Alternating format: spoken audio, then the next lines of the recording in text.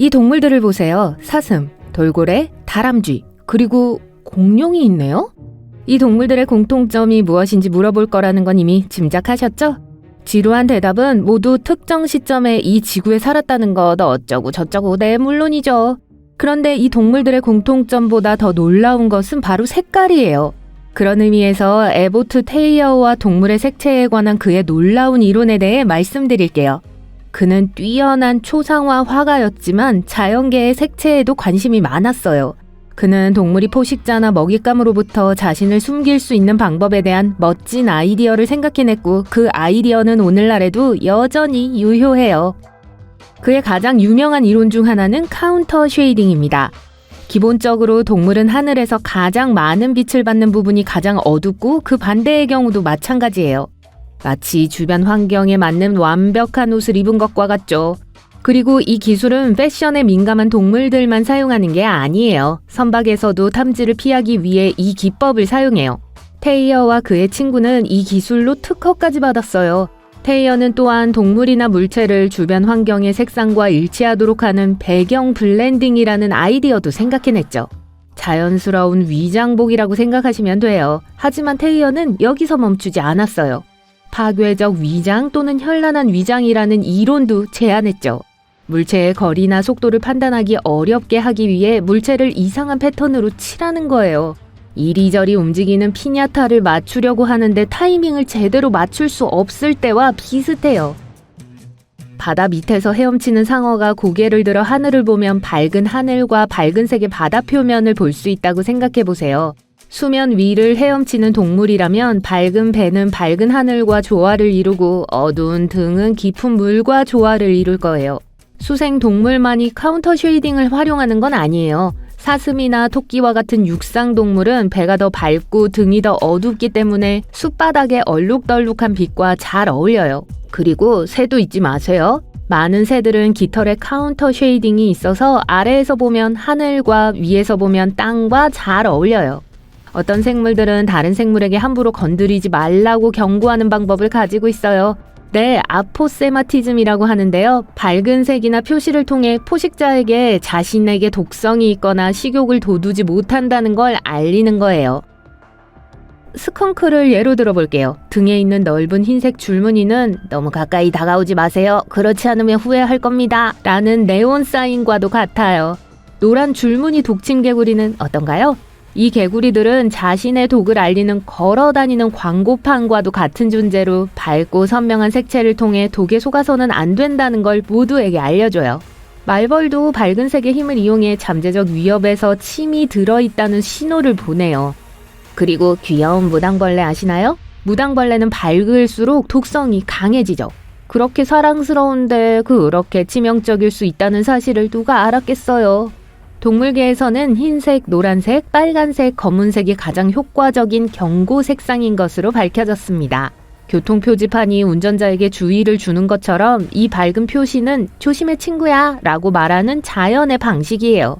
혹시라도 화려한 색을 입은 동물을 만나게 된다면 그 동물은 유행을 타려고 하는 것이 아니라는 사실을 기억하세요.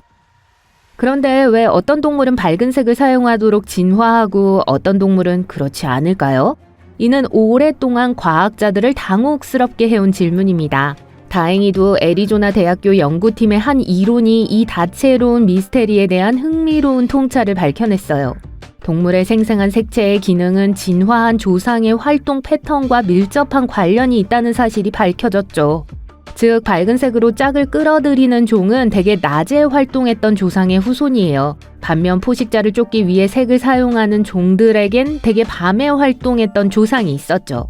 동물은 가능한 한 가장 유리한 방식으로 자신의 색을 사용하도록 진화한 것 같습니다. 그렇다면 애초에 어떻게 선명한 색이 생겨나게 됐는지 궁금하실 텐데요. 진화 초기의 대부분의 종은 매우 평범하고 칙칙한 색으로 시작했던 것으로 보여요. 하지만 시간이 지나면서 다양한 계통에 걸쳐 밝은 색으로 진화하게 됐어요. 동물의 생존과 번식에 도움이 됐으니까요.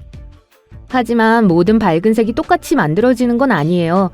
연구진은 선명한 색의 도마뱀과 새는 일반적으로 짝을 찾기 위한 짝짓기 신호로 색을 사용하는 반면 화려한 색의 양서류와 뱀은 포식자에게 경고하려고 색을 사용하는 경우가 많다는 사실을 발견했어요.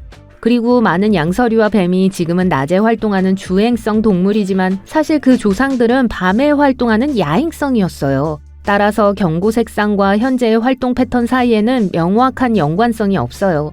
대자연은 동물이 야생에서 적응하고 생존할 수 있도록 돕는 데 있어 창의력을 발휘합니다. 하지만 언젠가 가장 이상한 동물상을 받을 수 있는 동물도 있어요. 우리 몸의 내부 장기를 보호하는 모든 층을 들여다볼 수 있다면 어떨지 생각해 보신 적 있나요? 바로 유리 개구리에게 일어난 일이랍니다. 중남미의 울창한 열대우림을 거닐다가 나뭇잎 위에 앉아있는 작은 개구리를 발견했다고 상상해보세요. 위에서 보면 평범한 개구리처럼 보여요. 하지만 뒤집어 보면 심장, 내장 등 개구리의 모든 장기가 전시되어 있는 걸 볼 수 있어요. 도대체 개구리가 왜 속이 훤히 보이도록 진화했는지 궁금하실 거예요. 알고 보니 아주 얇고 반투명한 피부가 주변 환경과 잘 어울리도록 도와주는 거였어요. 위에서 빛이 비추면 개구리의 실루엣이 뒤죽박죽이 돼서 포식자가 식별하기 어렵기 때문이죠. 생생한 녹색으로 둘러싸여 있을 때 녹색 웃옷은 완벽한 위장이 돼요. 하지만 투명한 다리는 어떨까요? 투명한 다리는 개구리의 몸 윤곽을 흐리게 만들어 포식자가 개구리의 모양을 알아채기 어렵게 만들죠. 적어도 전 노란색 펭귄도 있다는 사실을 몰랐었어요. 한 야생동물 사진작가가 대서양 남부의 외딴 섬에서 우연히 발견한 광경은 그를 경악하게 만들었습니다. 그는 해변에 있던 모든 사람들을 흥분하게 만든 노란색 킹펭귄의 놀라운 이미지를 포착했어요. 그 해변에는 펭귄이 12만 마리가 있었는데 그게 유일한 노란색이었죠. 과학자들은 이 색이 어떻게 자연적으로 생겨났는지에 대해 고개를 갸웃거리고 있어요. 그들은 동물이 자연적인 색을 내기 위해 적절한 색소를 생산하지 못하는 일종의 루시즘으로 보고 있습니다. 하지만 완전히 확신할 수는 없어요. 모든 킹펭귄은 자연적으로 소량의 노란색 색소를 생산하지만 이 특별한 새는 이 색소만이 본인이 생산할 수 있는 유일한 색소인 것 같네요. 다른 펭귄들 사이에서 눈에 띄는 것 같지 않나요? 동물의 왕국에서는 거의 찾아볼 수 없는 몇 가지 색이 있어요. 일부 여론조사에 따르면 파란색은 사람들이 가장 좋아하는 색 중 하나이기는 하지만 가장 인기 없는 색이기도 해요. 대부분의 동물들은 이 색을 좋아하지 않아요. 홍학이 새우를 먹으면 분홍색으로 변하거나 금붕어가 먹이에 따라 황금빛으로 변하는 것처럼 일부 동물은 먹는 음식에서 색소를 얻습니다. 하지만 안타깝게도 식물에는 진정한 파란색 색소가 없기 때문에 동물은 먹이를 통해 파란색으로 변할 수 없어요. 대신 동물들은 창의력을 발휘해야 해요. 예를 들어 일부 동물은 빛의 파장을 변화시켜 파란색으로 보이게 하는 구조를 만들기도 해요. 블루 모포 나비가 그 좋은 예죠. 이 나비의 날개 비늘은 능선 모양으로 되어 있어 빛이 파란색만 반사하도록 굴절시켜요.